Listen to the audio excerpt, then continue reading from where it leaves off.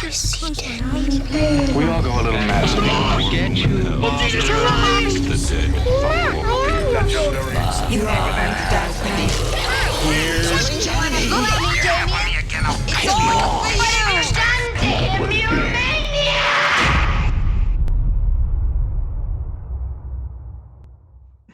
Welcome to the Horror Hour. My name is Yutaka. This is a place where we discuss, debate, and disagree on all things horror. I've got my host, George, with me, co-host. Hello. And then we have a special guest host, Jennifer Reeder. Hello. Who recently just had their release, Holy Hell, which was part of the anthology series VHS 94 released. So first off, how does it feel to have the biggest premiere ever on Shudder? I mean, that feels kind of bonkers. I mean, honestly, I know that there are, super fans and kind of super haters, of the entire VHS franchise. But I really did not expect that it would be kind of, embraced, by so many people, launching off of Shudder the way that it did. And it also is like, certified fresh on Rotten Tomatoes, and it was the New York Times critics pick. I mean, just a kind of honestly, I don't think that anybody on the team sort of saw that coming, even the producers, who sort of had hoped that people would anticipate a new VHS and appreciate this iteration of it. But I think that everyone, we're all on a kind of a group text, and I think that the tone of the group text when all that information was coming out was just like jaws hanging open, like, how did this happen? It's well deserved. We've already spoken, or I've spoken with Simon, and I mean, I'm jealous that I didn't get to see this on the big screen. This was just George and I, we loved this movie. This was just so we're probably super fans, and I don't get the super haters on this one because it's just universally it's loved, in my opinion. So that's good to know. I mean, I think that I really love it too. And I think that, that it is, it's sort of like taken what has been, I think, beloved of the previous VHSs and sort of like amps it up, and I think that the inclusion of two female writer and directors, I think that, Timo's section this time around, really kind of redefines what's possible in the found footage format, so to say. I mean, I think that it's always, the reception to the wraparound is always kind of polarizing. I knew this going into it. I was told multiple times, like, the wraparound is hard to do, and nobody likes the wraparound. But I was up for the challenge, and I'm just happy to be part of the VHS family at this point, and in particular, this iteration, because I also really love the other directors who are involved.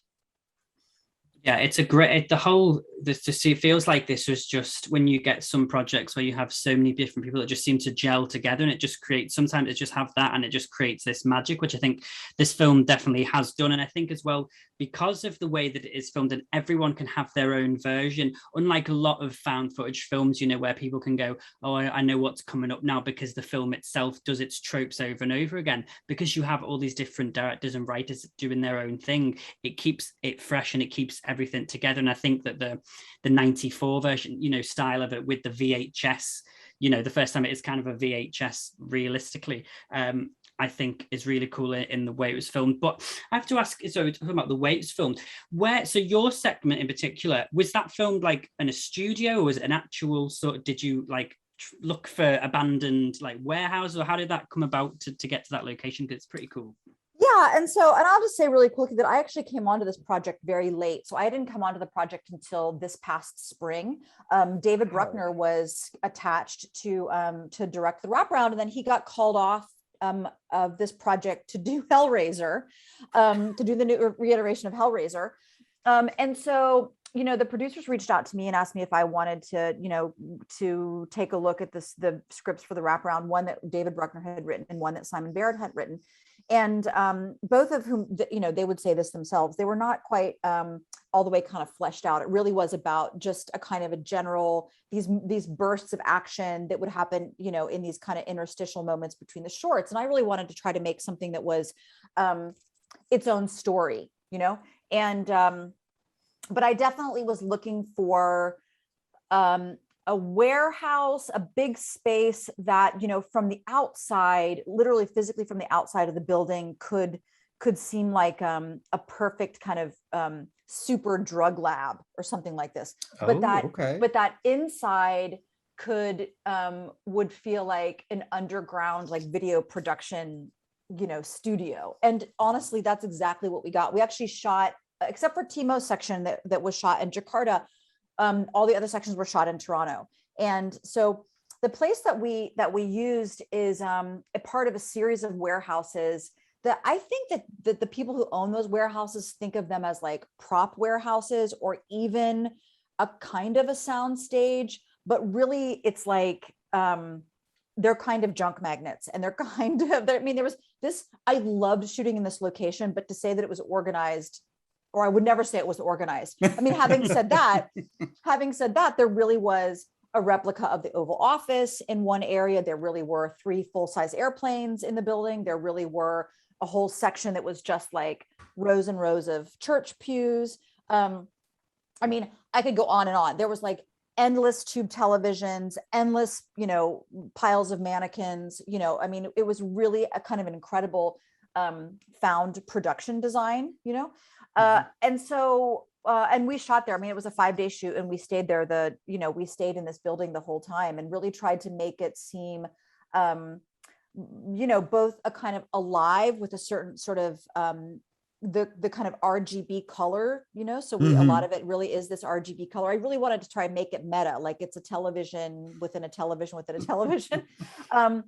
But I also, you know, wanted it to feel like it was just this endless kind of labyrinth of, you know, TV monitors and kind of static signals and production props where, you know, at any moment, you know, one might trip over a dismembered body, etc. But it was very fun to shoot in that location. Yeah. That's insane. That I mean, I think that's a find right there. That's crazy. I actually thought I guess from the look, I'm like, oh wow, they brought all this in, but to know that was there and then you guys staged, oh my gosh, that's so cool. I mean, there was stuff that we brought in, but they're literally, you know, in the section kind of at the beginning where they find Tape Town Tom and he's kind of sitting on this couch in what looks like a jail cell. I mean, there was a whole replica of those, of jail cells in this that were built in this space. And things like that just kind of would go on and on. I mean, it was a fun house, really. Awesome. Mm-hmm. So when you then, because you knew you were doing that wraparound, do you then film this continuously in edit, or do you actually just, you know, did you film in sections and then knowing how it was going to integrate into the rest of the project? I mean, the way that it was broken down was to really think about the short sections that would come, you know, between the other shorts, you know. And I mean, we shot it like a short film, you know, so we shot it thinking of it being continuous. Okay. But that it would, you know, then you would leave that space leave those people in that space and then move into one of the shorts and then kind of like return to them and come back. And we actually, you know, I think in service to the other shorts, you know, the beginning that I wrote and shot for Holy Hell got cut off as well as the end. So there's a beginning and an end that we wrote and shot that, you know, the producers just thought maybe kind of slowed everything down. I mean, I have a tendency in my own films to, I don't know, do a lot of contextualizing, you know, of the kind of horror or of the gore. And I get that's you know, entering a world like VHS where maybe people, the fans are really expecting like less context, more gore, or like, let's get to the action, you know? But yeah, we shot it as though it was a kind of a continuous short. And talking about shooting then, was this filmed over COVID then? Was that the case? And how did that really, did that have much, well, I'm sure it did, but what impact did that sort of have on the set itself and working there? Well, on the set itself, I mean, once we started shooting, I mean, obviously we were all, masked on set and, distanced on set as much as we could. There was a limitation to how many people could actually be, both actors and crew, like in the room together. I had to go, not unlike, the other directors, I had to go to Canada 2 weeks early to quarantine for 14 days. So I quarantined for 14 days and then we prepped for 6 days and then shot for 5 days, so it was sort of, kind of extraordinary. But also when I was in Toronto, Ontario, the whole of Ontario was in shelter in place. Which meant that a lot of shops were closed. So, the hair and makeup team that were looking for blood that you could put in someone's eye, normally they would go to, that makeup shop and just go get it. But that makeup shop was closed because it's not thought of as essential. So everything had to be shipped, and even including like socks and undershirts, things that you might go into like a big box store to get, but the big box stores literally had pulled everything off of the shelves that wasn't like food or pharmaceuticals, I mean, I would think that socks and undershirts are for some people are essential. Yeah. But I mean, everything did manage to arrive on time. And then once we started shooting, the entire cast and crew actually bubbled up in the same hotel, Okay. just so that and we were getting tested every other day. But it was like that precaution that you just sort of decide that like nobody gets to go home and, potentially expose themselves to COVID and then come back. And,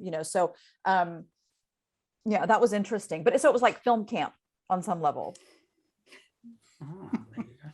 So, well, thinking about also kind of the warehouse too, and I remember certain scenes, but it felt like there were some Easter eggs in your segment that kind of led to others, especially I can certainly think of the crosses and the terror.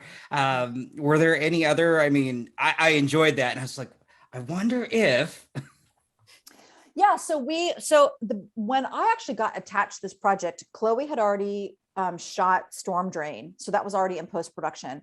And Ryan and Simon were actually getting ready to go directly into production. So by the time that I started prepping for Holy Hell, I had access to those 3 shorts. And so we brought in, there's a coffin that refers to Empty Wake. There's a coffin in mine. There's the wooden crosses from Terror.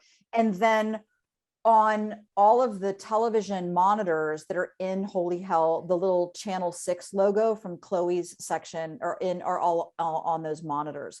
So that was like, that was working with the production designer Justin Rao in Toronto, where I was like, I want to try to incorporate, the other projects so that it also becomes a kind of meta in the sense that you think, oh, this is where the other projects were conceived or made or something like that. I mean, then there's some other, without kind of infringing on copyright, we tried to plant some Easter eggs that have to do more with like 1994 and certain events that we remember from 1994 that we know because they were shot on, like prosumer cameras, like OJ's Bronco chase, Nancy Kerrigan getting hit in the knee by, Tanya Harding's ex-husband. The Branch Davidian, fires in Waco, Texas, Kurt Cobain's, memorial. I mean, there was a lot that happened in 1994 that we have a cultural memory about. I mean, in the States in particular, yes, because it was shot with amateur video, and that was released, so some of that stuff, I mean, it's like you just have a blip of it or it's there, but it had to get blurred out for copyright. But there's a lot of 1994, amateur video in there also. That's a kind of Easter egg for that period of time.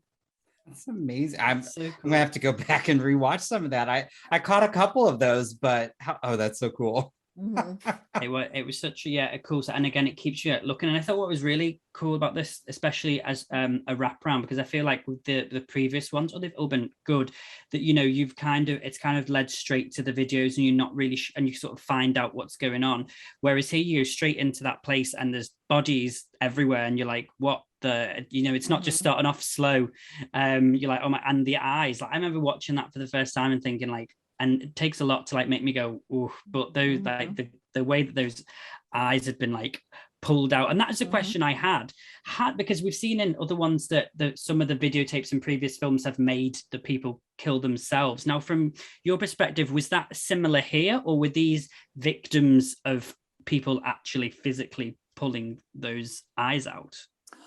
Well, I mean, I feel like that's part of what sort of ended up being kind of cut out, so there's some context to the eye gouging that just sort of like, maybe was like too much story and not enough action. So I wanted to write something where, I mean, and this was also from my perspective, a little bit of like an ode to David Cronenberg's Videodrome, in the sense of, and even, the kind of the sort of voice in the warehouse says something like the signal is salvation. There's this sense of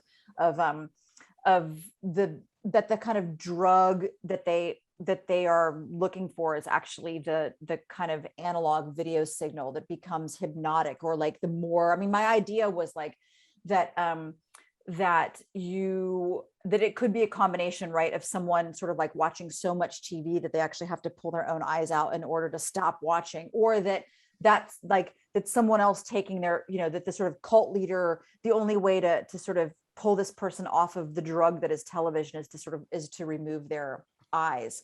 And in the iteration that I wrote and that I shot, there's actually an ending where all of those bodies, all those women in white suits holding camcorders kind of stand up. So there's kind of this like that they aren't really dead, that it's like TV zombies, like the ultimate kind of couch potato sort of a thing. Wow. But I get it. I mean, it was like, I tried to do something that was sort of like maybe too ambitious for a wraparound, but I think it's all ultimately, like in service to kind of like keeping the flow going and keep getting people like back to the shorts. That's That's cool. so cool. That sounds creepy as hell. Yeah. Oh, I probably would have had a jolt. Oh my God. So, and this is going to be, well, kind of a bit spoilery then, and I'm hoping people have already seen the film, but I loved the end, and I'm just curious, as the rest of the team were being taken out, was it really the two women taking them out, or were there did they have help?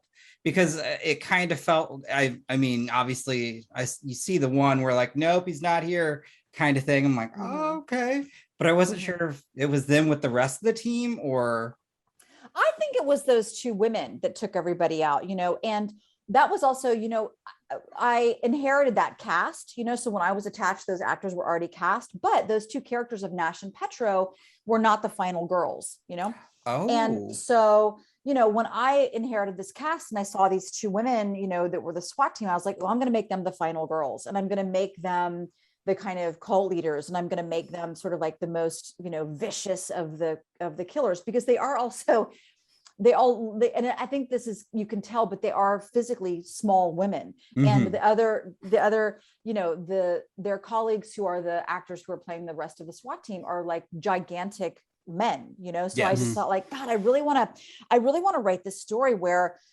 what seems impossible, like these two kind of small statured women, but they have these skills to sort of like take out the entire team, just felt really interesting to me. And those were kind of funny conversations with the producers as well, like, well, if they took out, when would they have had time to take out Spivey's eyes, or when, and I was just like, they're in a cult, I mean, it's like, they're crazy maniacal women, like, let's kind of like suspend some, some disbelief and just believe that these evil cult leaders have the ability, that they're small but mighty.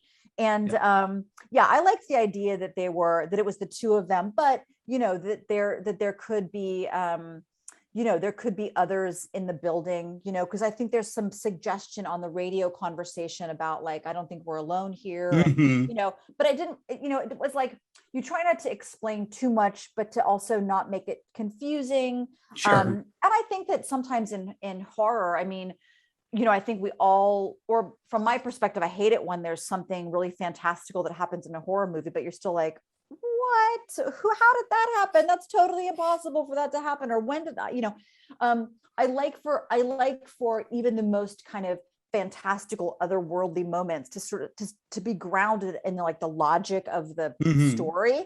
But I think in a film like this, where you really want the action to be kind of fast paced, sometimes like, you know, what you don't want is to have a moment, you know, where people stop and are kind of like, and it all becomes very expository, you know, where people, a SWAT team who's afraid and raiding the building, you know, what's unrealistic and annoying would, you know, is for them to sort of stop and be like, okay, let me try and explain this to everyone, you know, who's just joining in.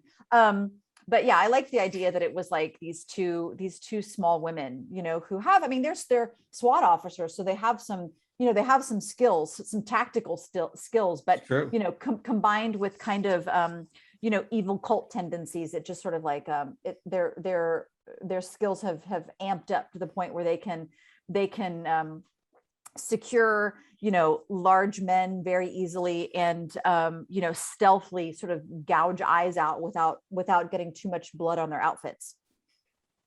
Which is pretty cool. Well, actually, piggybacking off that, then, how was it for the actors? And did they enjoy that? I mean, it looked like they enjoyed doing that end. It looked like a lot of fun. How was it for them? Did they have a lot of fun doing that whole storyline towards the end as well?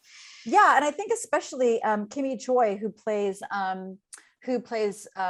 Petro, who sort of like delivers the final blow, I will say. You know, I mean, she had never done anything like that. And it was, you know, she had a blast doing that. I mean, that was really a practical moment too, you know, where it was like a combination of, you know, the DP sort of like, you know, holding the camera in a certain way and her, you know,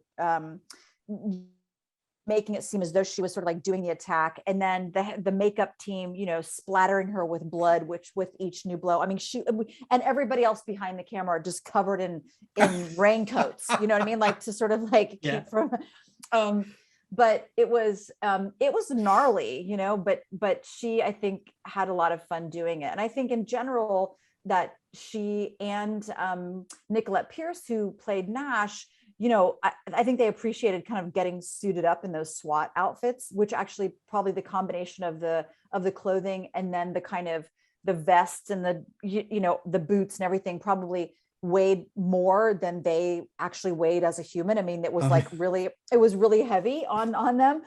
But, you know, I mean, I think it was fun for them to, you know, to play those parts and ultimately also to sort of like, you know, be the final girls. I thought that was, you know, that they really appreciated that. But, and like I said, that was not how the other two Bruckner and Barrett scripts, you know, had them ending up. That, I mean, it was a fun ending. I really enjoyed it. I really enjoyed the movie, and I also do appreciate, because I like the just the diversity in the writing and directing, because yes, I mean, props to also Chloe for the Hail Ratma that I just could not stop seeing on the internet, and I love it. But I just want to say thank you for taking the time to sit down with us. We loved VHS 94, yes, and I'm so happy that the success that it's receiving is well deserved. So again, I just want to say thank you for sitting down with us. Yeah, thank you. This was rad, and I'm really, you know, I'm very happy that you liked it. I still would have had a conversation if you were like, okay, first of all, we hated VHS 94, but let's talk about it anyway. It's much more fun to talk with people who liked the project. So thank you so much. No, thank you. It's been brilliant. You have been listening to the Horror Hour. See you next time.